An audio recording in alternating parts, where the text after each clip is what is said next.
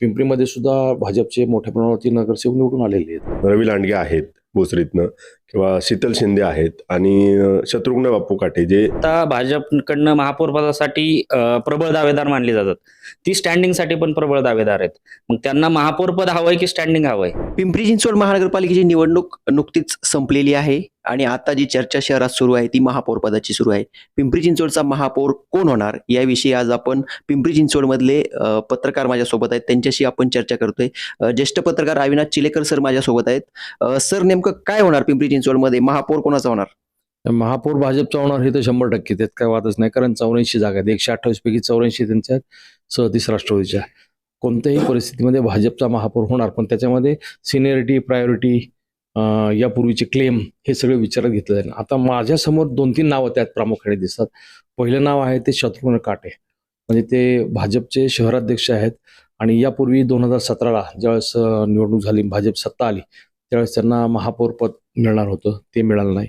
नंतर स्टँडिंग मिळणार होतं, ते मिळणार नाही. सत्ताधारी पक्ष नेतेपद सुद्धा मिळणार होतं, ते पण मिळालं नाही. त्यामुळे तिन्ही वेळेस त्यांना हुलकावणी दिली आणि शेवटी ते नाराज झाले. नंतर विधानसभा निवडणुकीमध्ये परत काहीतरी ते गोंधळ व्हायला लागले, थोडी पक्षाची गटबाजी आली, त्यांना शहराध्यक्ष केलं. आता अपेक्षा आहे की बहुतेक त्यांचा क्लेम त्याच्यामध्ये आहे, ते प्रबळ दावेदार म्हणून ते समजलं जातं. पहिलं नाव ते. दुसरं नाव शीतल शिंदे. शीतल शिंदे ही सुद्धा त्यांची 3री टर्म आहे. शीतल शिंदे निष्ठावंत गटापैकी एक समजले जातात, चिंचवड गावातून निवडून आलेले आहेत.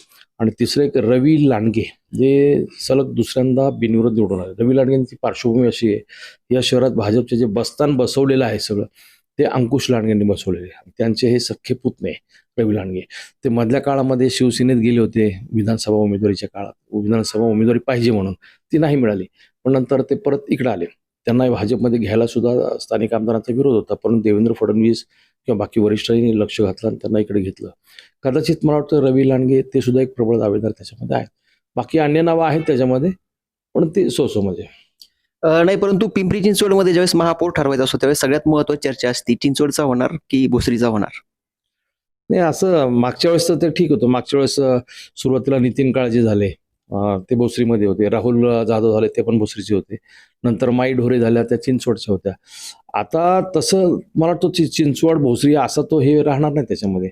मग तसं पिंपरी तर वाऱ्यावरच आहे. पिंपरी मतदारसंघ राष्ट्रवादीकडे आहे, त्याच्यामुळे पिंपरी वाऱ्यावर. पण पिंपरीमध्ये सुद्धा भाजपचे मोठ्या प्रमाणावरती नगरसेवक निवडून आलेले आहेत. तिकडे 35, इकडे 35, बाकी राहिलेले सगळे पिंपरीमध्ये आहेत. त्याच्यामुळं असं म्हणता येत नाही चिंचवडला का भोसरीला वगैरे वगैरे. पण मला खात्री आहे की यावेळेस बहुतेक शत्रुघ्न काटे हे प्रबळ त्यातले दावेदार एक दिसत आहेत 100%. पण दोन्ही गटांना जर शह द्यायचं असेल पिंपरी चिंचवडमध्ये आणि एक शहरभर नवं नेतृत्व जर पुढे काढायचं असेल भाजपला, तर कोणाचं नाव वाटतं तुम्हाला? नाही, नवीन चेहऱ्यामध्ये फार कमी दिसत असं. नवीन चेहरे अजून ओळखीचे लोकांचे. मुळात पहिला प्रश्न असा येतो की त्यांना सभागृह चालवायचे. राष्ट्रवादीचे 37 जरी असले तर 37 मध्ये दमदार लोक आहेत विरोधी पक्षामध्ये. एक भाऊसाहेब भोईर घ्या, योगेश बहल घ्या, नाना काटे घ्या, किंवा ही जी दमदार नावं आहेत, यांना जर गप्प करायचं असेल तर तिथं महापौर पदावर असणारा माणूस सुद्धा तितकाच दमदार पाहिजे, अनुभवी पाहिजे. त्याला कायद्याचा थोडा अभ्यास पाहिजे. यापूर्वी सभागृहामध्ये त्यांनी भाषणं केलेली पाहिजेत. सभागृह कसं हँडल करायचं, जनरल बॉडी गोंधळ झाला तर तो कसा आटोक्यात आणायचा, याचा परिस्थिती कशी काबूत आणायची, ही माहिती असणारा माणूस असेल, अनुभवी असेल तर. मग अन्यथा नवीन नावामध्ये भरपूर नावं आहेत, पण ते मला वाटत नाही तसं नवीनपैकी ताबडतोब कोणाला देतील असं. आपल्यासमोर अमोल सर आहेत. सर, काय वाटतं तुम्हाला कोण महापौर होईल? सध्या भाजपचा महापौर होणार आहेत सर म्हटले तसं निश्चितच आहे. परंतु त्याच्यामध्ये भाजपमध्ये जे ज्यांना 2री टर्म झालेली आहे त्यांची आणि ज्यांची पक्षात ज्यांची कारकीर्द चांगली राहिलेली किंवा ज्यांचं नाव चर्चेत आहे पक्षामध्ये, त्याच्यामध्ये रवी लांडगे आहेत भोसरीतनं किंवा शीतल शिंदे आहेत आणि शत्रुघ्न बापू काटे जे स्वतः शहराध्यक्ष या निवडणुकीत होते आणि आतापर्यंतच्या सगळ्या निवडणुकांमध्ये सर्वाधिक जागा म्हणजे पक्षाला मिळाल्या भाजपला, त्या या निवडणुकीमध्ये जास्त जागा मिळाल्या आणि त्यांच्या नेतृत्वाखाली ही निवडणूक शहराध्यक्ष म्हणून तरी झाली असं म्हणावं लागेल. आणि मागच्या निवडणुकीमध्ये निश्चित त्यांना डावलण्यात आलेलं होतं महापौर पदासाठी किंवा स्टँडिंगसाठी सुद्धा, आणि म्हणूनच ते नाराज पण होते. विधानसभा निवडणुकीच्या अगोदर आपण ते चर्चा ऐकल्या होत्या आणि म्हणूनच त्यांचं नाव किंवा त्यांना प्रबळ दावेदार असं म्हटलं जातंय. त्याचबरोबर शीतल शिंदे हेही इच्छुक असणार आहेत आणि त्यांचं सुद्धा नाव तितकंच ताकदीचं आहे, कारण ते ज्यावेळेस भाजपचे फक्त 3 नगरसेवक शहरात होते त्यावेळेस त्या 3 नगरसेवकांपैकी आता फक्त ते एकमेव आहेत की जे पुन्हा निवडून आलेले आहेत. आणि मग कदाचित त्यांनाही मागच्या याच्या टर्ममध्ये 5 वर्षामध्ये कुठलंही मोठं पद दिलेलं नव्हतं, त्याच्यामुळे त्यांनाही हे पद मिळू शकतं. परंतु भाजपचा पार्श्वभूमी अशी की भाजप हे कायम धक्कातंत्र किंवा काहीतरी वेगळा निर्णय घेण्यासाठी ओळखलं जातं राजकीय पार्टी म्हणून. त्याच्यामुळे जर समजा अनपेक्षितपणे या भोसरी आणि चिंचवड या 2 गटाच्या राजकारणात म्हणा किंवा पक्षाला वेगळा निर्णय घ्यावासा वाटला तर वेगळं नाव सुद्धा या निमित्तानं महापौर पदासाठी भाजपकडून दिलं जाऊ शकतं. ज्ञानेश्वर सर आपल्या सोबत आहेत. सर, काय वाटतं नेमका भोसरीचा होईल की पिंपरीचा की चिंचवडचा, कुठल्या मतदारसंघाला पहिलं मिळेल? पूर्णतः बहुमत आता भाजपकडे आहे आणि भाजप 100% धक्कातंत्र वापरेल असं सद्यस्थितीत आहे. आणि जी नावं आता भाजपकडनं महापौर पदासाठी प्रबळ दावेदार मानली जातात ती स्टँडिंगसाठी पण प्रबळ दावेदार आहेत. मग त्यांना महापौर पद हवंय की स्टँडिंग हवंय यापेक्षा भाजप एक सुसंस्कृत आणि भाजपचा चेहरा निवडणार असं तरी एकंदरीत आत्ताचं चित्र आहे. हे बहुमत जे बघता म्हणजे भाजपकडनं जे बहुमत आहे इथं 100% यावेळी भाजप धक्कातंत्र वापरणार आहे आणि त्यामध्ये संघाचं नाव वर येईल असं एकंदरीत दिसतंय. त्यात स्वीकृतही असू शकतो किंवा आता निवडून आलेला आणि दोन्हीचा ताळमेळ बघता सध्या पिंपरीवर फोकस ते जास्त करतील असं दिसतंय आणि मंदार देशपांडे नावाचा माणूसही वर येऊ शकतो. त्यामध्ये स्टँडिंगला बघायला गेलं तर शत्रुघ्न काटे स्टँडिंगला इच्छुक आहेत. शीतल शिंदे मागच्या वेळी ते नाराजच होते, स्टँडिंग भेटली नाही किंवा त्यांना अध्यक्ष वगैरे पद पाहिजे होतं. भोसरीतनं रवी लांडगे जोर लावतायत, सुप्रिया चांदगुडे यांचंही नाव वर येतंय. असे एकंदरीत जर चित्र बघता आणि सर्वसाधारण गटासाठी असल्यामुळे महिला येईल, ओबीसी येईल, एससी येईल, कोणीही येऊ शकतं. तर ते हे सगळं बघता आणि जी नावं आता प्रबळ दावेदार मानली जातात ते स्टँडिंगसाठी जास्त इच्छुक आहेत. त्याच्यामुळे त्यांचा क्लेम किती महापौर पदावर राहतो आणि ते स्टँडिंगसाठी कितपत जातात हे बघता इथं महापौर पदासाठी तरी नक्कीच भाजप नवीन चेहरा आणण्याच्या प्रयत्नात दिसतंय. विकास सर आपल्या सोबत आहेत. ज्यावेळेस काल आमदारांना विचारलं गेलं की बाबा पिंपरी चिंचवडचा महापौर कोण होईल, त्यावेळेस जगतापांनी जे आहे ते सांगितलं की यावेळेला खुला वर्ग असल्यामुळे महिला पण होऊ शकते. तर काही धक्कातंत्राची शक्यता आहे? नाही, आपण बघितलं तर तसं होऊ शकतं. काही सुरुवातीला जे आरक्षण प्रोसिजर होती की महापौर पदासाठी आरक्षण काय पडणार ह्याच्यावरच चर्चा सुरू होती आणि एससीचा पण आरक्षण पडू शकतं अशी चर्चा पण सुरू झाली होती. त्यामुळं आरक्षण सर्वसाधारण गटासाठी झालंय. त्यामुळं एकूण 84 नगरसेवकांपैकी कोण महापौर होणार त्यातले मग पक्षातले स्थानिक प्रबळ दावेदार असणारे काही नावं पुढे आली, काही नौकेचे चेहरे समोर आले. मुळात विषय असा आहे की इथले जे स्थानिक आमदार आहेत दोन्ही चिंचवडचे असतील, भोसरीचे असतील, हे नेहमी आजपर्यंतचा पॅटर्न आहे की आपल्यापेक्षा डोई जर कोण होऊ नये हा पॅटर्न नेहमी राबवला जातो. आणि त्या पॅटर्ननुसार जर विचार केला तर कदाचित महिलेचं एखाद्या नवख्या उमेदवाराचं आणि जे सुशिक्षित आहे त्या महिलेचं नाव पण पुढे येऊ शकतो महापौर पदासाठी. आणि आता जे काही नगरसेवक जे 2 टर्म झालेले 3 टर्म झालेले नगरसेवक त्यांना महापौर पदापेक्षा त्यांना स्टँडिंग मध्ये जास्त रस आहे आणि इंटरेस्ट आहे. त्यामुळं काही कदाचित असं पण होऊ शकतं की महापौर पद डावलायचं, स्टँडिंग डावलायची आणि पक्षनेत्यावर त्यांना बोलवण करायची अशी पण सदस्यती असू शकते. पण ह्या दोन्हीच आता काही नावं पक्ष श्रेष्ठीकडे पाठवले जातील आणि त्याच्यातून ठरवलं जाते की एखाद्या महिलेलाच महापौर करा असं पण कदाचित हे नाव पुढे येऊ शकतं. पुन्हा एकदा आपण चिलेकर सरांकडे जाऊ. सर, भाजप नेहमीच धक्कातंत्र वापरतं. धक्कातंत्र आहे म्हणजे ते नवीन पहिल्यांदा आमदार झालेल्या याला सुद्धा मुख्यमंत्री करू शकतात. तर तशी स्थिती ते कुठेही वापरू शकतात, म्हणजे भाजपचं काही सांगता येत नाही. परंतु 2-3 गट जे काही पिंपरी चिंचवडमध्ये आहेत भाजपचे, त्यांच्यावर जर अंकुश ठेवायचा असेल भाजपाला आणि पुढचं एक 15-20 वर्षाचं नेतृत्व जर निर्माण करायचं असेल तर त्याच्यामध्ये मग कुठलं नाव असू शकतं किंवा ती काय स्ट्रॅटेजी असू शकते? याच्यामध्ये मी तुला मगाशी आणखीन 2-3 नाव सांगायचं राहिलं. त्याच्यामध्ये उपमहापौर जे राष्ट्रवादीमधून इकडे आले ते राजू मिसाळ ते एक नाव. दुसरं नाव संदीप कसपटे हे शत्रुघ्न काटेंच्या म्हणजे एकेकाळी लक्ष्मण जगताप यांच्या निधनानंतर उमेदवारी शंकर जगताप यांना देऊ नये म्हणून एक 11 नगरसेवकांचा भाजपचा गट सक्रिय झाला होता. त्याच्यामध्ये संदीप कसपटे शत्रुघ्न काटे बरोबर होते, त्याच्यामुळे ते एक नाव आहे. आणि तिसरं एक नाव भोसरीमधून माजी आमदार ज्ञानेश्वर लांडगे जे शहराचे प्रथम महापौर होते, त्यांचे चिरंजीव नितीन लांडगे ज्यांच्यावरती अजित पवारांनी जाहीर प्रचार सभांमधून आरोप केले की लाचखोरीच्या याच्यात प्रकरणात वगैरे. ही 3 नावं ह्याच्यामध्ये आणखीन एक महत्वाची ह्याच्यात येऊ शकतात. पण मला ज्ञानेश्वर कोणतरी सांगितलं मंदार देशपांडे म्हणजे कदाचित या शहरामध्ये हिंदुत्ववादी चेहरा किंवा या शहराला भाजपच्या कल्चरमध्ये बसवण्यासाठी किंवा संघाच्या कल्चरमध्ये बसवण्यासाठी म्हणून कदाचित या शहराचं तसं नेचर नाही आहे. या शहराचं नेचर हे बहुजन आहे. त्याच्यामुळं ती शक्यता तशी कमी वाटते. पण भाजप धक्कातंत्र म्हटल्यावरती हे नाव सुद्धा अचानक पुढे येऊ शकतं. परंतु त्यांना कुठल्याही सभागृह चालवण्याचा किंवा याचा कुठलाही अनुभव नाही. पण अनुभव नाही असं म्हणून चालत नाही. दुसरं असं की अनिता फरांदे ज्या प्रथम महिला महापौर होत्या, अगदी किचनमधून उठल्या, निवडणुकीला उभे राहिल्या, निवडून आल्या आणि पिंपरी चिंचवडच्या प्रथम महिला महापौर झाल्या. त्याच्यामुळं भाजप काहीही करू शकतं.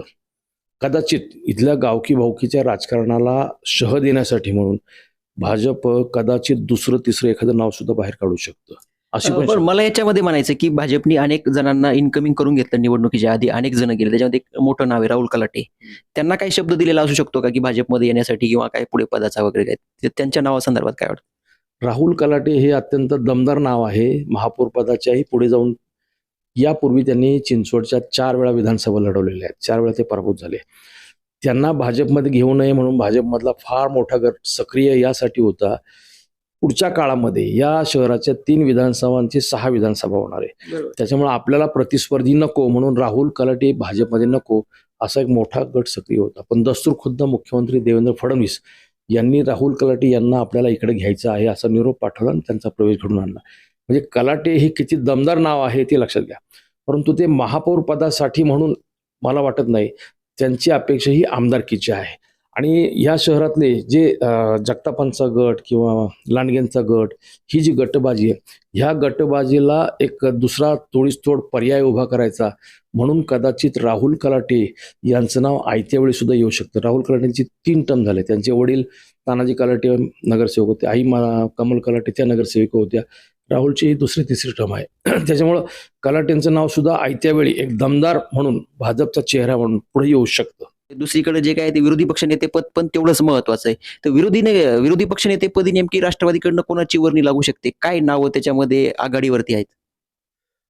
महापौर पदाची जशी भाजपकडनं चर्चा चालू आहे तसंच आता विरोधात कोण बसणार, कारण राष्ट्रवादीकडं नाही म्हटलं तरी 37 जागा म्हणजे मोठं संख्याबळ त्यांच्याकडे सुद्धा विरोधी बाकावरचा आहे.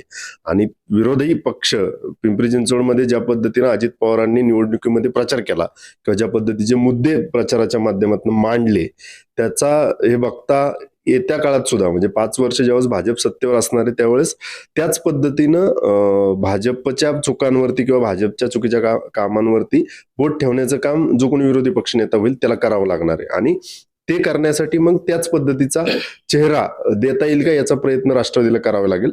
अद्याप तरी राष्ट्रवादीने कोणता निर्णय घेतलेला दिसत नाही. परंतु राष्ट्रवादीकडे आत्ताच्या घडीला भाऊसाहेब भोईर, नाना काटे, तुमचे संदीप वगैरे जे भाजपमधनं आलेले आहेत, माया बारणे ज्या ज्येष्ठ नगरसेविका आहेत जुन्या राष्ट्रवादीच्या, त्या सुद्धा भाजपमध्ये जाऊन पुन्हा राष्ट्रवादीमध्ये आलेल्या आहेत. म्हणजे अशी काही नावं आहेत की ज्यांना केलं जाऊ शकतं आणि ती निश्चित त्या पदाला साजेसं काम किंवा विरोधी पक्षाची भूमिका वठवण्यासाठी जे कोणी योग्य असतील त्यांना जबाबदारी देणं राष्ट्रवादीच्या दृष्टीनं अतिशय महत्वाचं आहे या निवडणुकीमध्ये.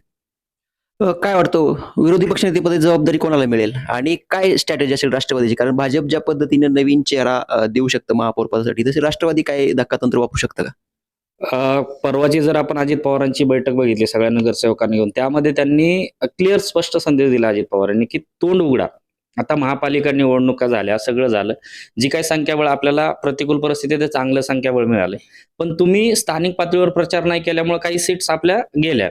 तर त्या अनुषंगाने आता पालिकेत भ्रष्टाचाराविरुद्ध तोंड उघडा, पालिकेत बोला आणि तसा आक्रमक चेहरा देतील असं तरी एकंदरीत आता अजित पवारांचं हे दिसतंय की त्यांचं ज्या बैठकीतून त्यांनी जो मेसेज दिलाय किंवा असा आक्रमक चेहराच द्यायचा आहे आपल्याला, तर त्या अनुषंगाने येणाऱ्या म्हणजे जो विरोधी पक्षनेता होईल तो आक्रमकच होईल, जो राष्ट्रवादीला पूरक असेल.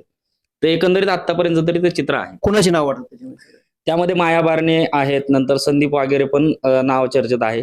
परत जो ह्याचा अनुभव म्हणता येईल सभागृहाचा, त्यात योगेश बल आहेत, भाऊसाहेब भोईर आहेत. त्यामुळे सभागृहाचा अनुभव प्लस बोलणारा नेता असं समीकरण धरून राष्ट्रवादी विरोधी पक्षनेता देईल असं तरी वाटतंय सध्या. विरोधी पक्षनेतेपदासाठी कुठलं नाव समोर येईल काय वाटतं? नाही, आता बघितलं ना, भाजपचं संख्याबळ खूप आहे, त्यांना स्पष्ट बहुमत मिळालंय आणि भाजपच्या संख्याबळाला तोडीस तोड विरोधी पक्षनेता असला पाहिजे. यामध्ये 2017ला जर काही विरोधी पक्षनेते बघितले तर ते अक्षरशः भाजपच्या ताटाखालचे मांजर झाले होते. कोणीही काही बोलत नव्हतं. त्यातलं एक नाव सोडलं, दत्ता काका साने, तर बाकीचे कोणीही म्हणजे 4 वर्ष राष्ट्रवादीचा विरोधी पक्षनेता आहे का नाही अशी परिस्थिती होती.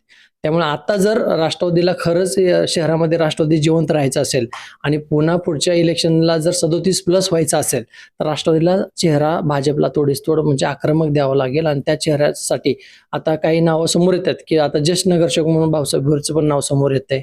आता भाजपमधून राष्ट्रवादीत आलेले संदीप वगैरेचं नाव आहे. 2 वेळा निवडून आलेले माया बारणे असतील त्यांचं पण नाव आहे. अजून काही नावं आहेत, पण आता अजितदादा काय डिसिजन घेतात त्याच्यावर पण बरेच अवलंबून आहे. नावं तर वरिष्ठांकडे गेलेले आहेत आणि मागणी पण बरेच जणांनी केली की आम्हाला विरोधी पक्षनेते द्या.